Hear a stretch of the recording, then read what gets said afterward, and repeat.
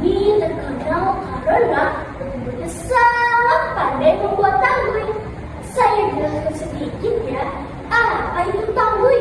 Tanggul adalah tudung atau bentuk kepala yang terbuat dari daun lipat. Tanggul biasanya digunakan oleh masyarakat Banjar untuk bercocok tanam, bepergian, ataupun mencari ikan. Di pagi hari yang cerah, Ibu sedang berjalan santai, menyusuri pematang sawah yang menguning. Hamparan padi merondong, berkilauan keemasan, bercampur dengan butiran embun yang memanjakan mata. Ros, Ros, kemari, coba kamu lihat. Iya, ada apa? Sebentar, coba kamu lihat. Di sini ada banyak anak katak yang sedang berenang. Mana? Mana? Wah, iya, coba kamu lihat. Anak katak itu masih ada ekornya. Lucu sekali ya mereka. Beberapa saat kemudian, Mr. pun bermain mengelilingi persawahan. Tak terasa mereka bermain sampai ke tengah pohon depan. Din, kita ada di mana, Din? Sepertinya kita berada di tengah hutan pohon Iparus. Kita sudah bermain terlalu jauh. Din, apakah kita tersesat, Din? Aku takut, Din. Tenang, Ros, jangan panik. Coba kita berjalan terus. Siapa tahu kita bisa menemukan rumah warga di sana. Ibu Serduni pun bergegas dengan langkah terburu-buru. Dia melihat ke kiri, ke kanan. Apakah ada rumah warga di sana?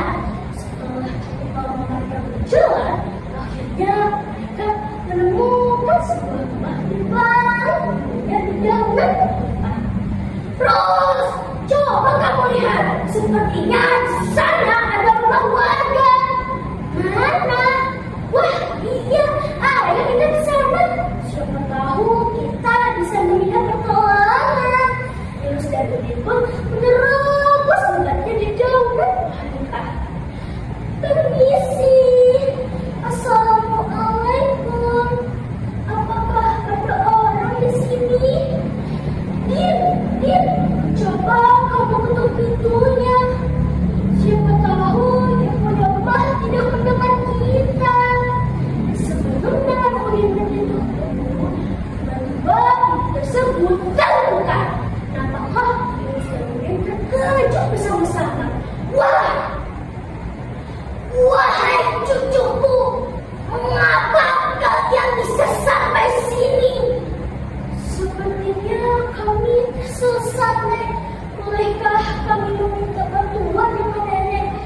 Masuklah, wahai cucuku. Nenek akan bertanya sesuatu kepada kalian. Saat kalian bermain, apakah kalian ada mengambil sesuatu? Saya tidak ada, Nek. Saya juga, Nek. Karena kalian tidak ada yang mau mengaku, terpaksa Nenek harus mengeluarkan salah satu benda. Nenek pun mengambil salah satu benda yang sangat bersinar.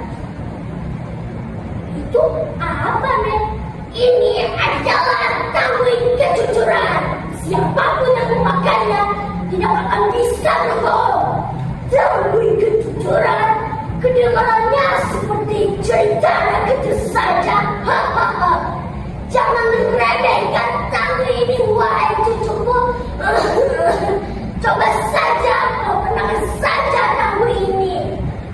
Emangnya kalau kita pakai kenapa, Nek? Siapapun yang memakainya tidak akan bisa berbohong. Mana mungkin. Sini saya coba. Tidak terjadi apa-apa.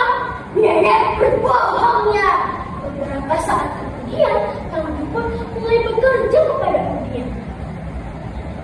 Saya sering sekali memetik padi para petani, dan saya sering sekali mengambil anak-anak kata